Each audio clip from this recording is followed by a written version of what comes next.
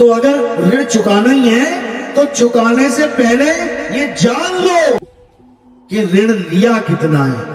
पूछो इन गुरुओं से जो तुम्हें ये कहते हैं उसका ऋण चुकाना है, पता ब्रह्मा जी से कितना ऋण लिया है मैंने, पता लिख के कितने मंत्र जपूंगा तो ब्रह्मा का ऋण पूरा होगा। गणेश जी से ऋण लिया तो कितना ऋण लिया पता मुझे, विष्णु जी से, माता दुर्गा से, काल भगवान से कितना ऋण लिया है पता मुझे। मैं उतना ही जाप करूंगा, इनकी हालत खराब हो जाएगी, भाग जाएंगे मैदान छोड़। किसकी बात कर रहा हूं पता है? रामपाल महाराज।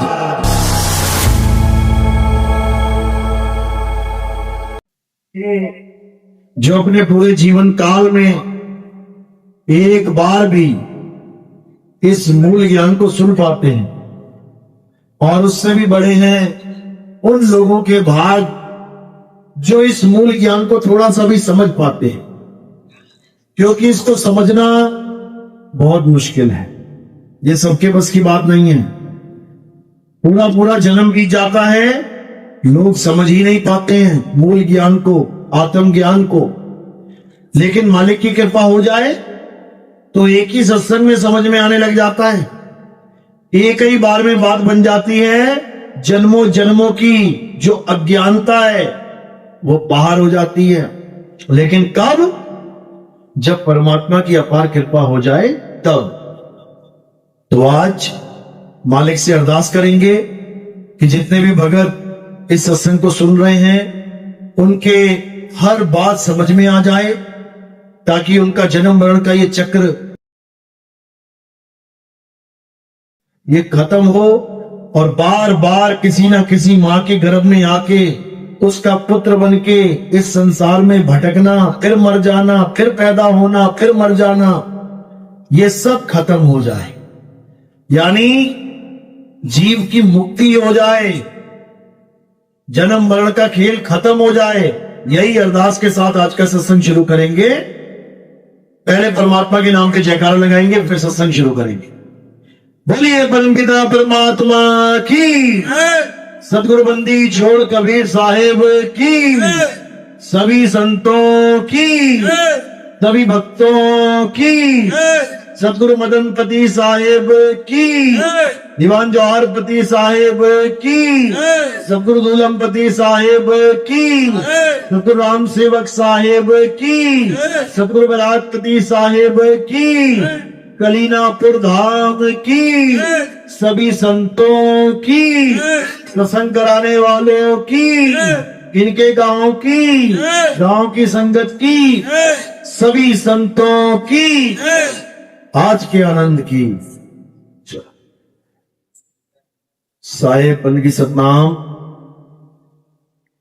तो मालिक हमेशा यही कहते आए कि इससे पहले कि ये जीवन खत्म हो जाए तुम अपने असली कर्तव्य को पहचान लो। इससे पहले कि ये शरीर काया नष्ट हो जाए, उससे पहले पहले तुम अपने असली लक्ष्य को पहचान लो कि तुम करने क्या आए थे और क्या करते करते जीवन बिता दिया। क्या तुम यहां पत्थर पूजा करने आए थे? क्या तुम यहां नदियों की पूजा करने आए थे? क्या तुम यहां पहाड़ों की पूजा करने आए थे? या तुम यहां पर 84 कोस की यात्राएं करने आए थे? क्या करने आए थे? हमें यही नहीं पता कि आखिर इस इंसान जन्म का मकसद क्या है, कारण क्या है। तो आप उस कारण को जाने,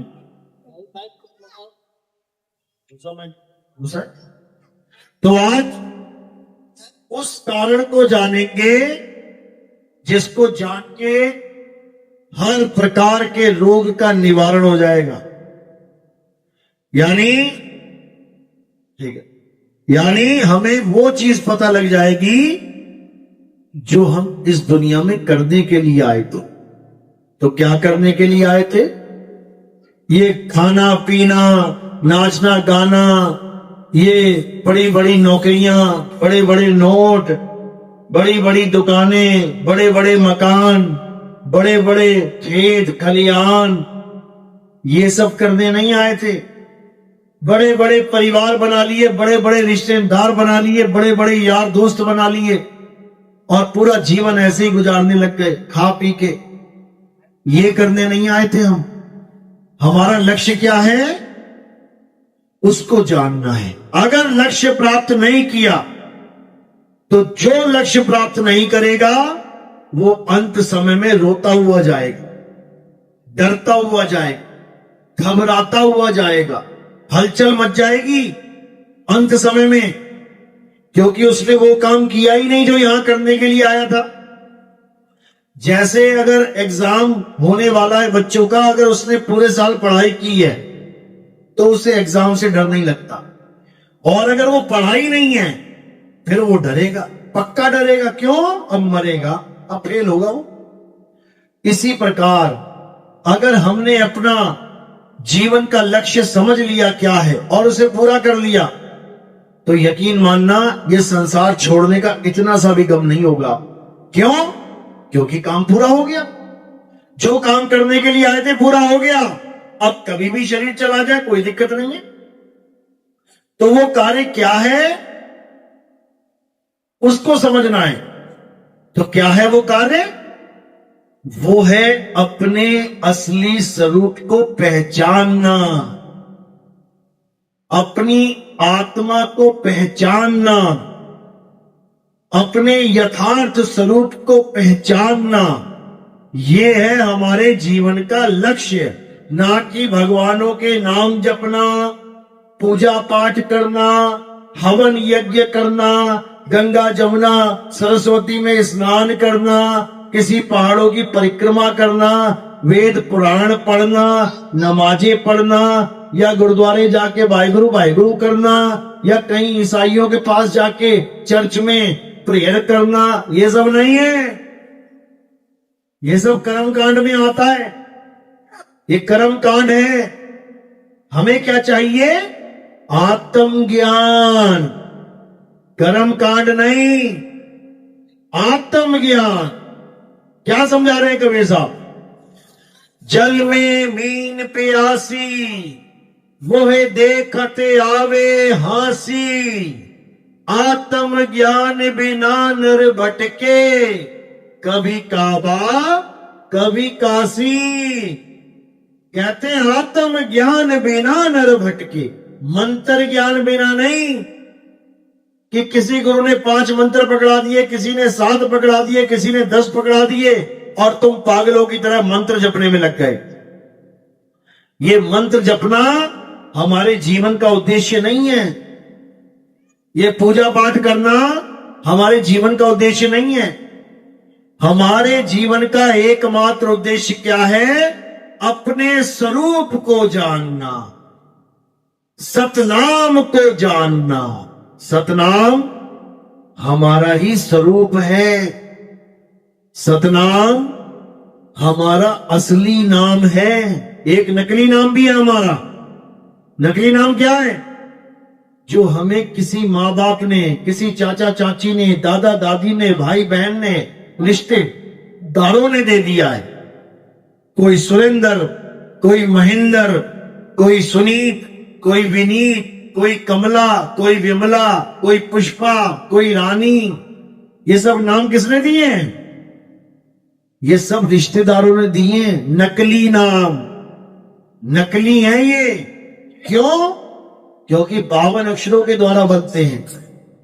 आ आ ई उ ओ का खा गा चा छा जा, इनसे बनते हैं। इसलिए ये नकली नाम है, कृत्रिम नाम। कथे तेरे जीपा सत्य नाम, तेरा परा पुरबला। कहते हे परमात्मा, तेरे नकली नाम यानी कृत्रिम नाम तो जीव से जपे जाते हैं। जैसे पानी का फार्मूला क्या है? H2O, हाइड्रोजन के 2 अणु और ऑक्सीजन का 1। जब ये तीनों मिल जाएंगे तो क्या हो जाएगा? एक तरल पदार्थ बन जाएगा। वैसे ये क्या है? गैस है। हाइड्रोजन एक गैस है, ऑक्सीजन एक गैस है। जब हाइड्रोजन के दो अणु और ऑक्सीजन का एक अणु मिल गया, वही गैस पानी में बदल जाएगी, वो पानी बन जाएगा। अब ये तो हो गया असली पानी जिससे प्यास बुझ जाती है। अब एक नकली पानी भी है। नकली पानी देखा कभी? असली पानी तो तालाब में, नदी में, घड़े में, बोतलों में मिल जाता है। नकली पानी कहां मिलता है? पिया किसी ने नकली पानी कभी? नकली पानी क्या है? पानी के नाम देखने में एक से लगेंगे। कोई पूछेगा ग्लास में क्या पड़ा है, तुम कहोगे पानी। देखो ग्लास में क्या है? पानी। बिल्कुल नहीं है। ग्लास में क्या है? हाइड्रोजन और ऑक्सीजन, H2O, ये है ग्लास में। और तुमने उसका नाम क्या रख दिया? दो गैसों के मिश्रण का पानी।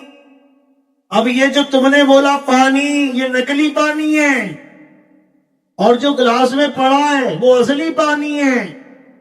असली पानी बाहर से अंदर जाता है और नकली पानी अंदर से बाहर आता है। देखो पानी कहां से निकल रही है शब्द?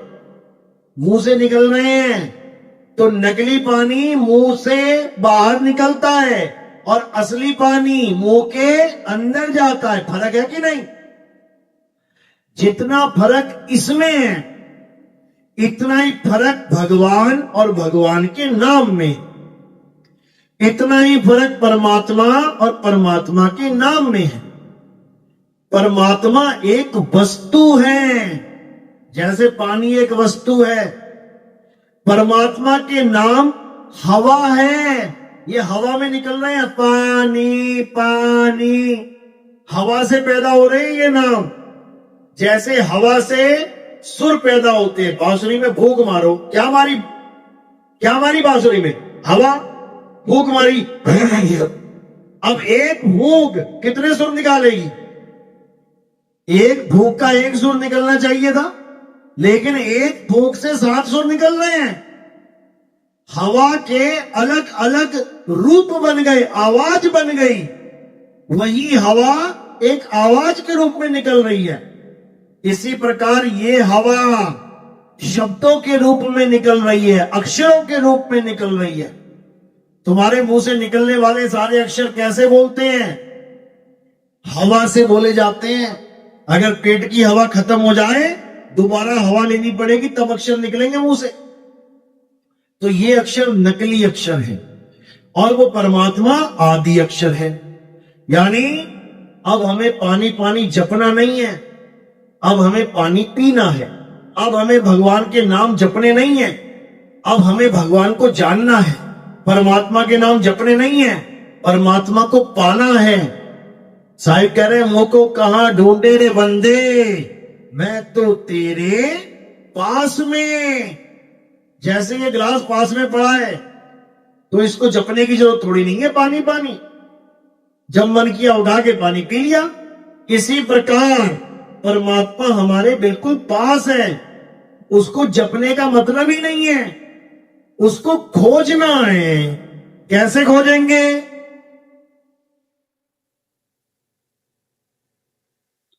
उसके लिए क्या बोला कबीर साहब ने? कैसे खोजेंगे? जब हमें कोई वेदी गुरु वेद बताएगा कि ढूंढना कहां है। मोको कहां ढूंढे रे बंदे, मैं तो तेरे पास में। पास में तो मेरा हाथ भी है, पास में मेरी आंखें भी हैं, पास में तो मेरी नाक भी है, बाल भी है, खाल भी है, सब कुछ है। पास में मेज कुर्सी भी है, पास में गिलास भी है। तो वो है कहां? कहां ढूंढे? उसके लिए हमें भेदी गुरु चाहिए। भेदी गुरु बताएगा कि वो पास स्थान है कहां, और उस पास में वो परमात्मा कैसे मिलेगा, ये समझाता है वेदी गुरु। तो कह रहे हैं, वस्तु कहीं ढूंढे कहीं, कैसे लागे हाथ, गुप्त वस्तु तब मिले, भेदी लीजे साथ, भेदी लीना साथ में, दीनी वस्तु लखाए, और कोटि जन्म का पंथ था, पल में पहुंचा जाए। करोड़ों जन्म का पंथ था, पल में पहुंचा जाए, यानी जन्मों जन्म बीत जाते तब भी तुम्हें प्राप्ति नहीं होती, लेकिन भेदी गुरु मिल गया, अब काम बन जाएगा। अब भेदी गुरु तुम्हें एक पल में भेद बता देगा। वो को कहां ढूंढे रे बंदे, मैं तो तेरे पास में, खोजी होए तुरंत मिल जाऊं।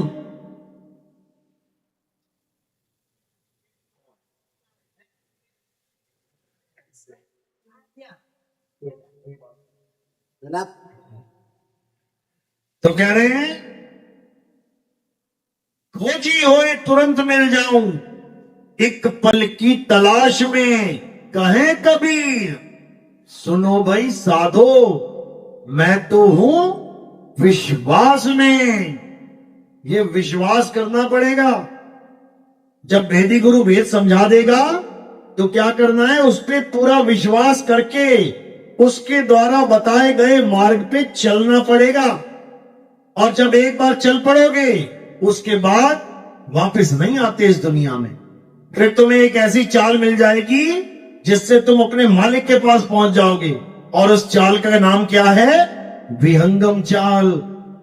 शब्द विहंगम चाल हमारी, कहे कबीर सतगुर दई तारी, खुले कपाट शब्द झनकारी, पिंड यंड के पार सो देश हमारा है। ये हमारा देश नहीं है जहां हम रहते हैं। ये तुम्हें लग रहा है कि हमारा देश है, यहां एक पल का भरोसा नहीं है कब क्या हो जाए। चलती चलती गाड़ी पलट जाए, चलती चलती ट्रेन में आग लग जाए, उड़ता उड़ता हवाई जहाज नीचे गिर जाए, समुद्र में जहाज डूब जाए, तुम्हारे घर में आग लग जाए, अभी भूकंप आ जाए, सुनामी आ जाए, अभी जलजले आ जाए, धरती फट जाए, लावा निकल जाए, भूकंप आ जाए, कुछ भी हो सकता है, कुछ भी। क्यों?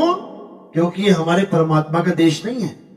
अगर ये हमारे परमात्मा का देश होता, तो अगर ये चीजें हो रही होती तो ये रोक दी जाती परमात्मा के द्वारा।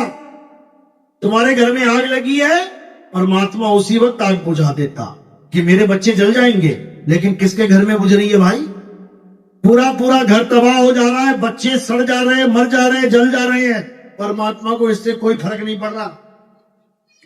चलते चलते प्लेन, अभी अहमदाबाद में प्लेन गिरा, उड़ता उड़ता प्लेन बम में तब्दील हो जा रहा है, आग ही आग लग जा रही है, लोग मर जा रहे हैं, परमात्मा को इससे कोई फर्क नहीं पड़ रहा, क्योंकि उसके बच्चे यहां जलने के लिए तो आए हैं, मरने के लिए तो आए हैं। आप लोग क्यों आए दुनिया में? पैदा क्यों होते हैं? मरने के लिए। बता दे कोई नहीं मरना तो। यहां सारे परमात्मा के बच्चे मरने के लिए पैदा होते हैं। बीच में अपने अपने सपने बुन लेते हैं, मैं डॉक्टर बनूंगा, मैं इंजीनियर बनूंगा, मैं ये करूंगा, मैं वो करूंगा, और वो कर भी नहीं पाते हैं। कुछ कर भी लेते हैं और कुछ बीच में ही निकल जाते। जो कर लेते हैं वो करने के बाद निकल जाते। मरना तो सबने है, लेकिन हम आए किस देश से हैं? हम उस देश से आए हैं जहां कभी मौत होती नहीं है। हम अमर थे। जिस देश में हम रहते थे वो अमर देश है, अमर लोक है, उसमें हम रहते थे। और अब कहां आ गए? मृत्यु लोक में। पहले कहां थे? अमर लोक में। अब कहां आ गए? मृत्यु लोक में।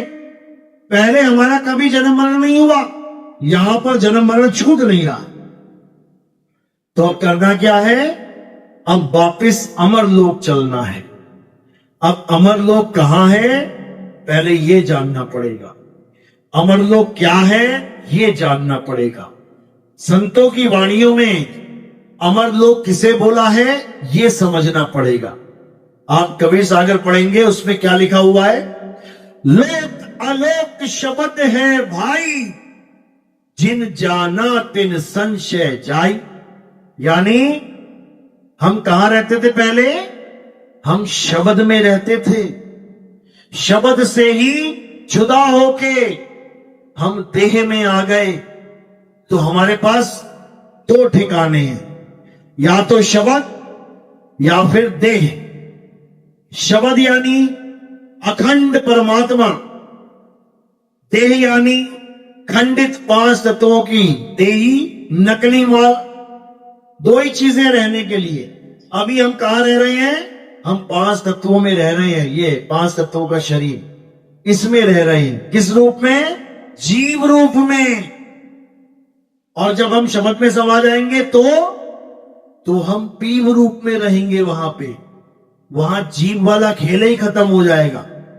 तो साहिब क्या वो समझा रहे हैं?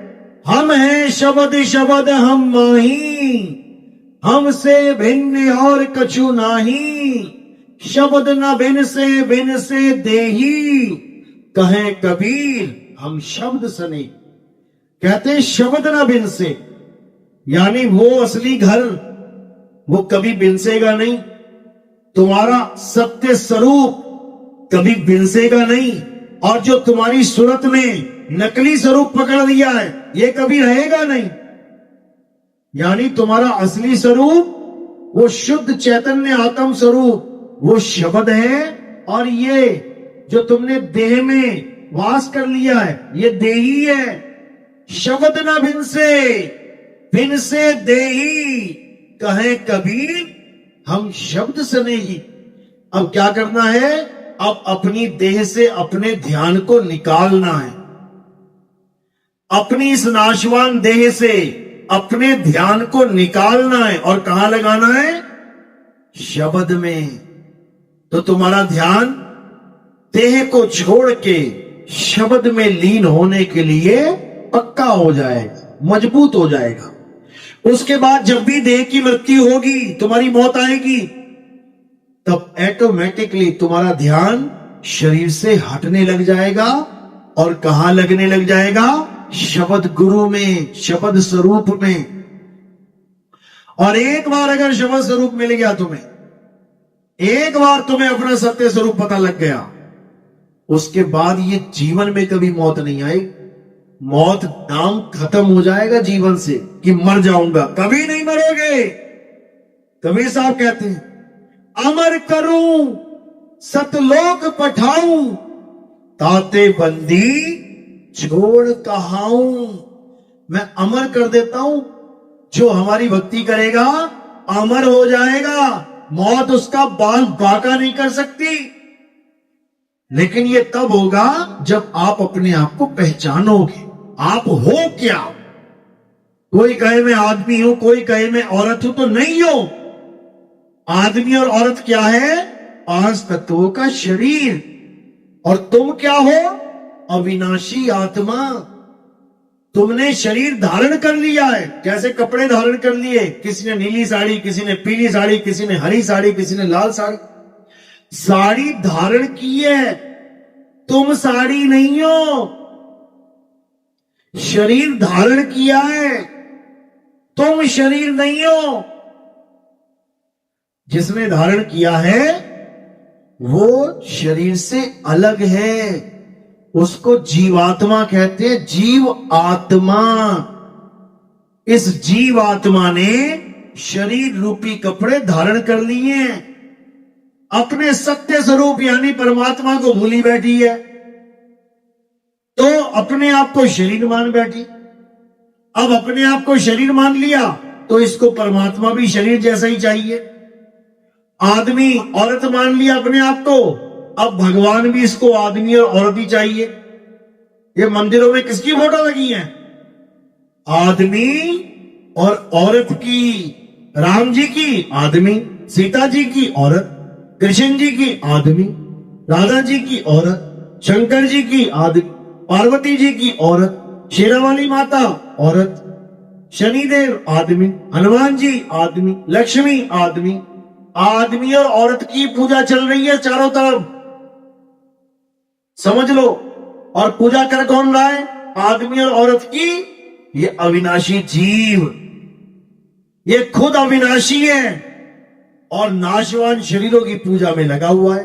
राम जी के शरीर का नाश कैसे हुआ? पानी में जल समाधि लेके।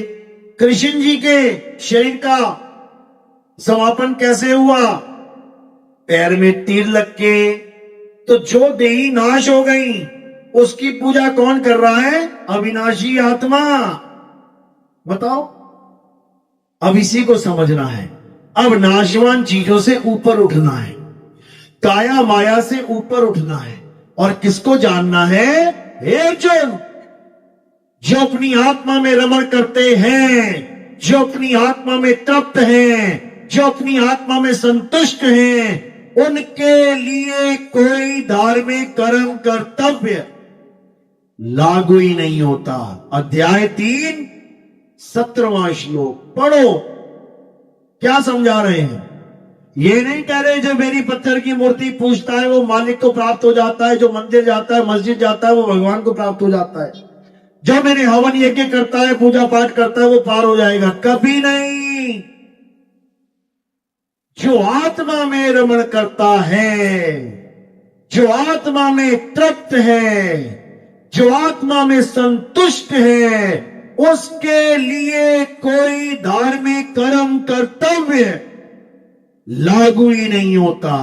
यानी उसके ऊपर ये नियम लागू ही नहीं होता कि हिंदू है तो राम राम कर, मुसलमान है तो अल्लाह अल्लाह कर, सिख है तो वाहिगुरु कर, ईसाई है तो गॉड गॉड कर, यहूदी है तो यहोवा यहोवा कर। कुछ नहीं करना, कुछ नहीं करना। कहीं नहीं जाना कि स्वर्ग में जाना है, महास्वर्ग में जाना है, कि गोलोक में जाना है, ब्रह्मलोक में जाना है, कि शिवलोक में जाना है, पाताल लोक में जाना है। कहीं नहीं जाना कि सतलोक में जाना है, अलख लोक में जाना है, अकय लोक में जाना है, अगम लोक में जाना है, अनामी लोक में जाना है। कहीं नहीं जाना। तो क्या करना है? अरे ना कहीं जाना और ना कहीं आना, आपे में आप समाना, ये करना है। ना कहीं आना, ना कहीं जाना। कहीं आना जाना नहीं है। फिर क्या करना है?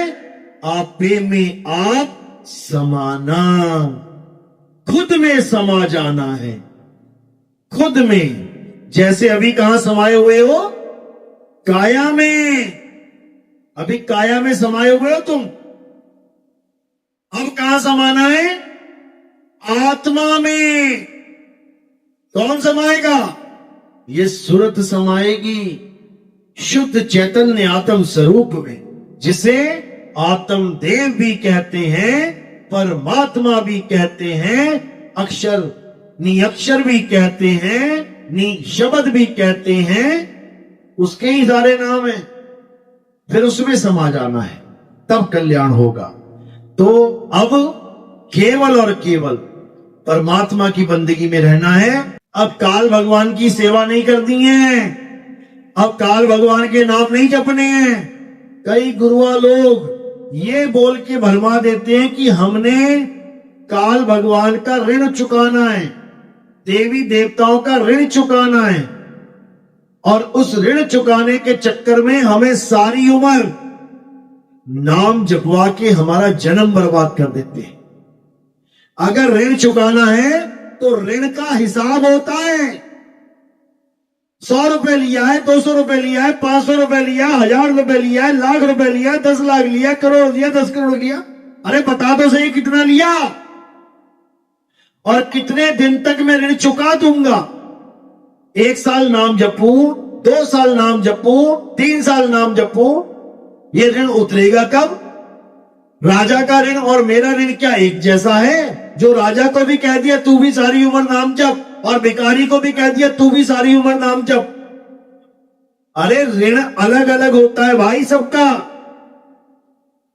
अमीर आदमी जब ऋण लेता है तो करोड़ों में लेता है, गरीब आदमी जब ऋण लेता है सैकड़ों में लेता है, और बीच का मीडियम आदमी जब लेता है तो लाखों में लेता है। 8 लाख ले लिया, 10 लाख ले लिया, 20 लाख ले लिया धंधा करने के लिए। गरीब ऋण लेता है तो 4000 ले लिया, 5000 ले लिया, और जब करोड़पति लेता है तो 200 करोड़ का ऋण, 500 करोड़ का ऋण, 1000 करोड़ का ऋण, ऐसे चलते हैं। फिर उसके बाद ऋण नहीं चुका पाते तो देश छोड़ के भाग जाते हैं। कभी गरीब आदमी देखा भागता हुआ देश छोड़ के, क्योंकि वो ऋण ही उतना लेता है, 5000, 10000, 20000। क्या भागेगा वो?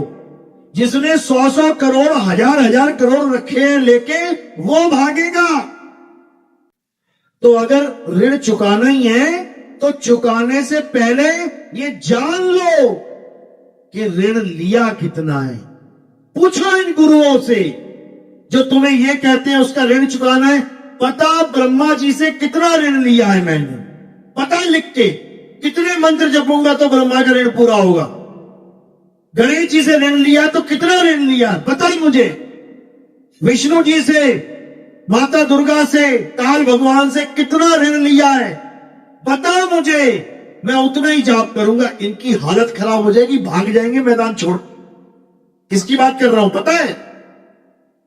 रामपाल महाराज, जो तुम्हें बेवकूफ बनाता है कि हमें ऋण देना है, ऋण देना है। अरे तू बता ऋण देना कितना है?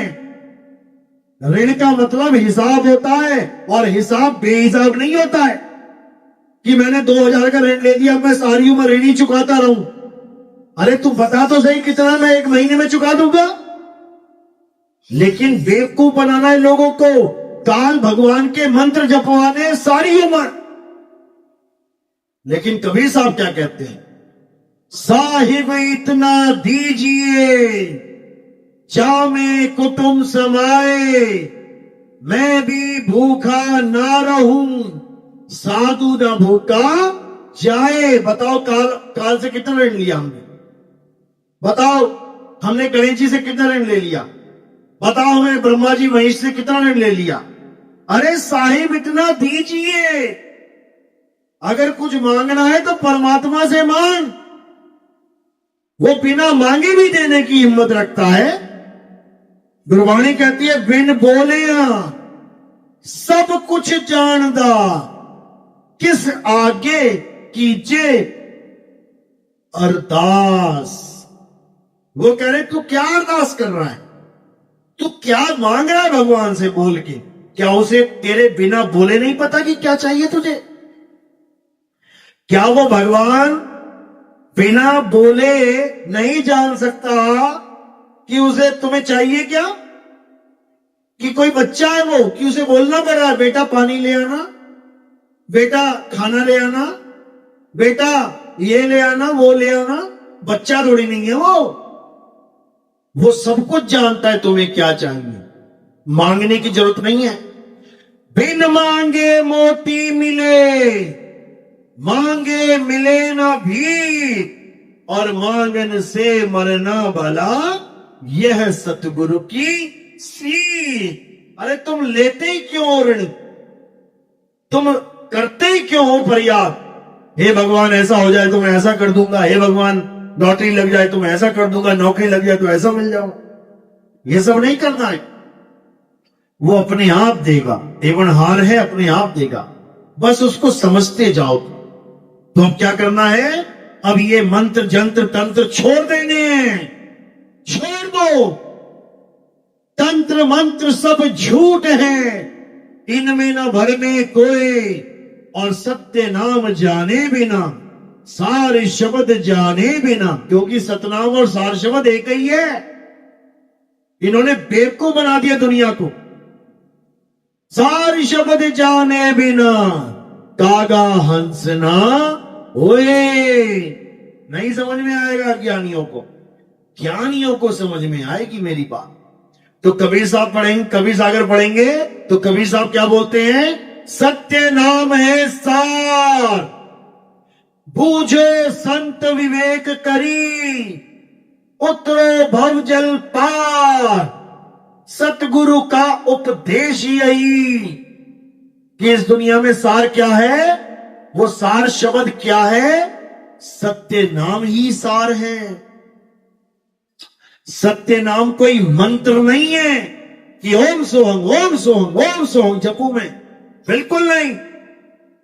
सत्य नाम कोई नाम नहीं, ये है आपन रूप, जो जाने इस भेद को पावे आप स्वरूप। जो सत्य नाम को जान लेता है वो अपने स्वरूप को पा लेता है। सतनाम का लखाव कराने वाला ही सतगुरु है। सतनाम के अलावा और कुछ ना देने वाला ही सतगुरु है। सतगुरु सोई सतनाम बतावे, बाकी गुरु कोई काम न आवे। सतगुरु वो है जो तुम्हें सत्य नाम बता देता है कि सतनाम है क्या। बाबा जय गुरुदेव ने अपने सत्संगों में 1980 में इसी सतनाम का भेद खोला था परमात्मा की कृपा से, लेकिन संगत नहीं समझ पाई, किसी ने सवाल ही नहीं किया। क्या बोला बाबा जय गुरुदेव ने? कहते बच्चा, आज जो तुम इन 5 नामों से पार हो रहे हो, कौन से 5 नाम? निरंजन, ओंकार, निरंकार, सोहंग, सतनाम। राधा स्वामियों में निरंजन की जगह ज्योत निरंजन बोला जाता है, बाकी नाम सेम है, क्योंकि घर की खेती है, बदलते रहो। खेत तुम्हारे पास है, आज प्याज लगा लो, कल लहसुन लगा लो, आज अदरक लगा लो, कल भिंडी लगा लो, कल गाजर लगा लो। इन लोगों ने नाम को यह बना दिया है, घर की खेती बना दी है। स्वामी जी महाराज से दोनों गद्दियां चली, बाबा जय गुरुदेव वाले भी और राधा स्वामी वाले भी। अगर एक ही नाम स्वामी जी महाराज ने दिया होता एक जैसा, तो ये बदल कैसे गए? जय गुरुदेव बाबा के पंथ में निरंजन, ओंकार, निरंकार, सोहंग, सतनाम चल रहा है। राधा स्वामी में निरंजन नहीं चल रहा है, ज्योत निरंजन। अभी ज्योत कहां से आ गई? वहां चल रहा है ज्योत निरंजन, ओंकार, निरंकार, सोहंग, सतनाम। अब इसी राधा स्वामी से अलग हो गए बाबा धन धन सतगुरु वाले, तेरा ही आसरा।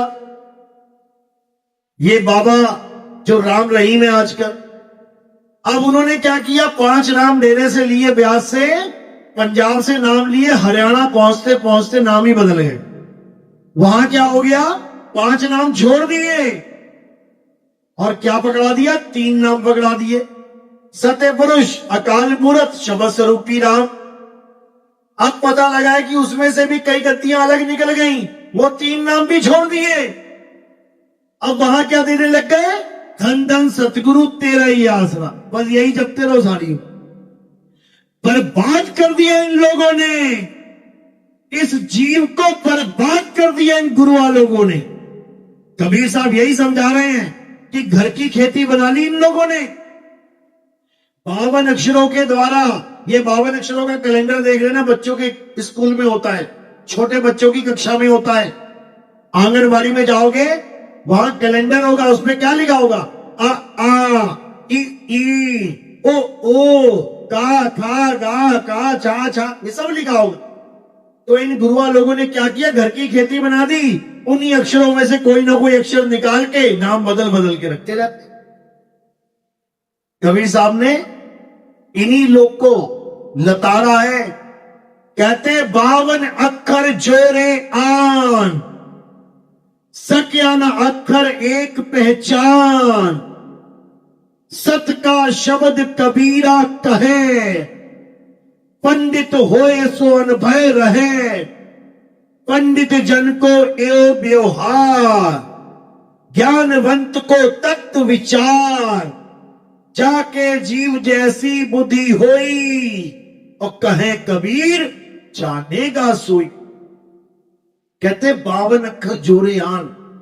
इन सारे गुरुआ लोगों ने क्या कर रखा है? सारी दुकानों पे 52 अक्षर सजा रखे हैं। मेरे गुरुजी के पास आ जाओ, वो सच्चा नाम देते हैं। अच्छा, चल पड़े वहां पे, क्या दे दिया? राम राम राम, 2 अक्षर दे दिए, राम, आकर डंडा लगा दिया। दूसरा गुरु मिल गया, अरे हमारे पास लो बेटा नाम, वहां क्या ले रखा? असली नाम हम देते हैं, आप दे दो। बोलो हरे कृष्णा हरे कृष्णा। अब रा और मां बदल दिया, ये अक्षर छोड़ दिए, अब कौन से पकड़ लिए? हा रा, एक ही मात्रा, का रा शर्ण, आका डंडा। अक्षर छोड़ दिए, अक्षर ही पकड़ लिए। फिर अगला गुरु मिल गया, अरे हरे कृष्णा नहीं करना है, असली नाम कुछ और है। अच्छा, वो क्या है? सोहंग है। अब ये वाले अक्षर छोड़ दिए, अब कौन से पकड़ लिए? सा ओ हंग। अब ये अक्षर पकड़ लिए। फिर कोई गुरु मिल गया, अरे ये अक्षर झूठे हैं, तो असली कौन सा है? असली है सत सुकृत अविगत कबीर। ओम ओम ओम ओम कलिंग कलिंग कलिंग कलिंग हरि। बताओ, अब वो अक्षर छोड़ दिए और ये अक्षर पकड़ के बैठ गया, यानी जहर छोड़ के जहर ही खाता जा रहा है। जहर छोड़ता है, जहर ही पकड़ लेता है। अक्षर छोड़ता है, अक्षर ही पकड़ लेता है। कैसे कल्याण हो?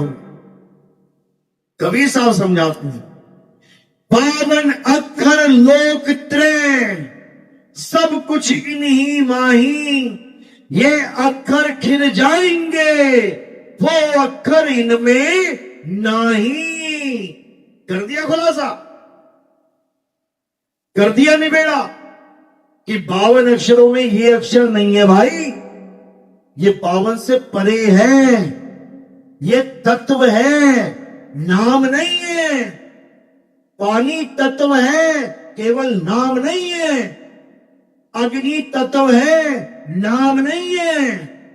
इसी प्रकार परमात्मा तत्व है, केवल नाम नहीं है। इसी प्रकार ज्ञान तत्व है, तत्व ज्ञान चाहिए, नाम नहीं कि नाम जप के काम बन जाएगा, नहीं बनेगा। तो कबीर साहब नाम का खंडन करते हैं, जपने वाले नाम का। और कबीर साहब नाम की महिमा गाते हैं, तत्व नाम की, असली आत्म देव के नाम। तो कह रहे तुमसे कहूं मैं नाम विचारी, ना वो ज्योत ना पुरुष ना नारी। मैं उस तत्व की बात कर रहा हूं जो नारी और नर नहीं है, शरीर नहीं है। क्या है? आत्म देव है, आत्म तत्व है। उसी तत्व को परम तत्व कहते हैं। बाकी सब तत्व नाशवान है। अविनाशी कौन सा तत्व है? आत्मा अविनाशी है। हे अर्जुन, आत्मा को ना तो कोई शस्त्र काट सकता है, आत्मा को ना तो अग्नि जला सकती है, आत्मा को तो ना वायु सुखा सकती है, आत्मा को ना जल भिगो सकता है। तो यही है असली परम तत्व। लेकिन आत्मज्ञानी गुरु ना मिलने के कारण हमें मंत्रों वाला गुरु मिल जाता है, जपी गुरु मिल जाता है, तपी गुरु मिल जाता है। हमें सच्चा गुरु नहीं मिल पाता, क्योंकि हमें सच्चे गुरु का भेद ही नहीं पता। कौन है सतगुरु, कौन है सच्चा गुरु, पूरा गुरु क्या होता है?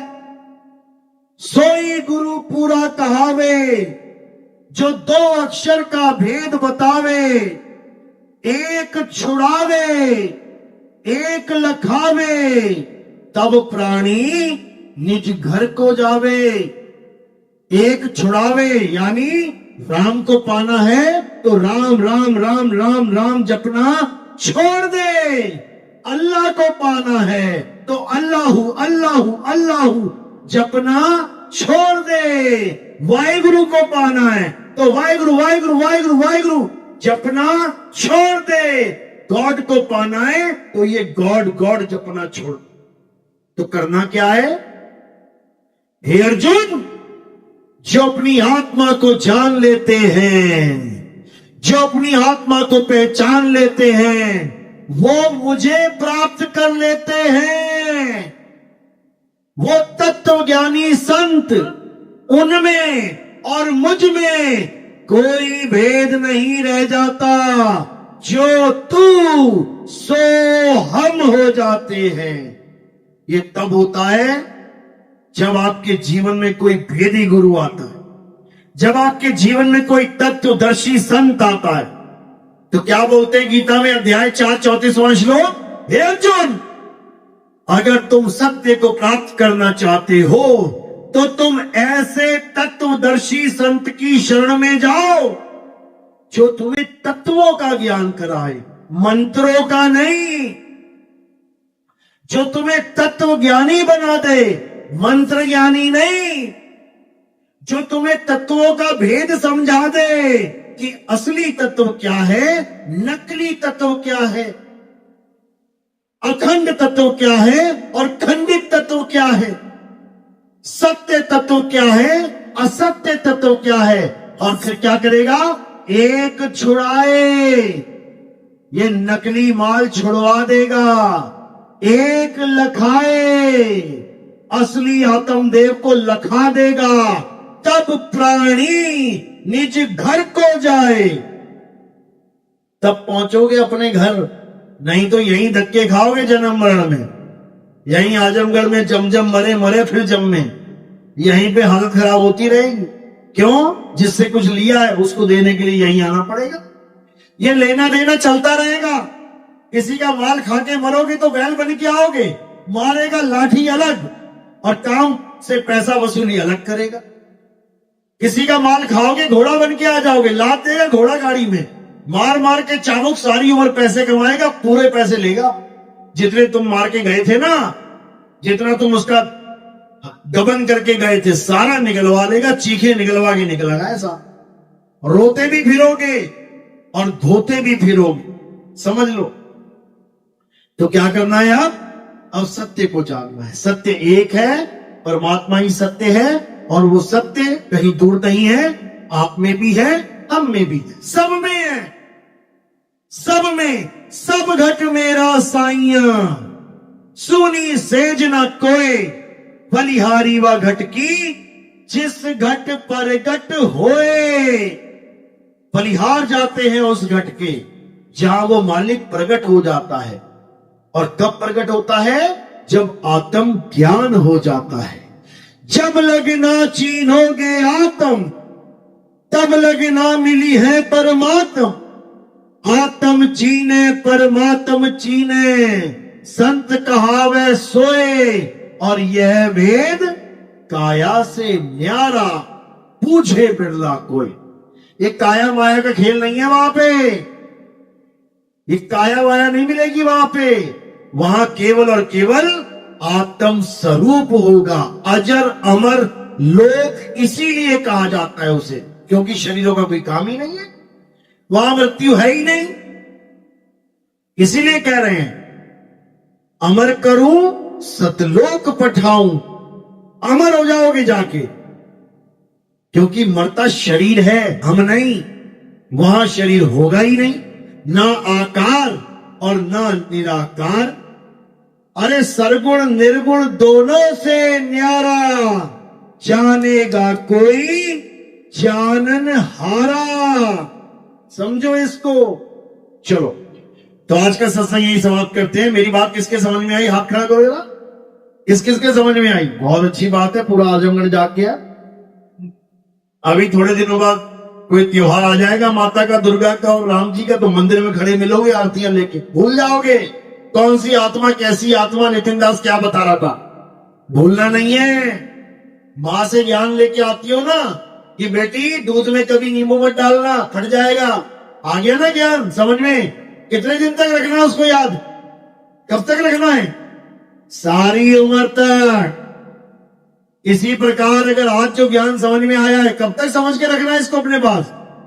सारी उम्र तक। ये नहीं कि सत्संग था तो आत्मा आत्मा और चले गए तो पत्थर पत्थर। ये आत्मा से पत्थर में ट्रांसफर मत हो जाना। पत्थर की पूजा करने वालों के लिए ही बोला गया है। क्या तेरी अकल पे पत्थर पड़े थे? कहते हैं ना अकल पे पत्थर पड़ जाना, यही है वो पत्थर, और आसमान से नहीं टपकेंगे कोई। तो अब आत्मा की पूजा करनी है, आत्मदेव को जानना है। तो हमारे यहाँ आत्मा की पूजा कैसे होती है?